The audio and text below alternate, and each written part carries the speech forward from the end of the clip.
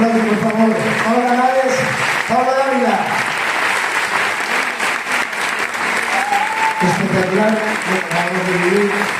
No te vayas, ven a mi vera. Pablo y Paula son, sin lugar a duda, y esto va en serio, dos de los mejores bailarines a nivel nacional que hay en estos momentos. Os lo juro de verdad. Aparte de lo buenos que son, su versatilidad, porque ahora los habéis visto bailando esto que lleve. Danza clásica. Pero baila moderno, contemporáneo, everybody dance now, de todo, lo que sea. Y sobre todo, lo buenas personas que son. Yo me subo con ellos muy a menudo a los escenarios. Lo dan todo, cada día hasta que le queda la última lágrima de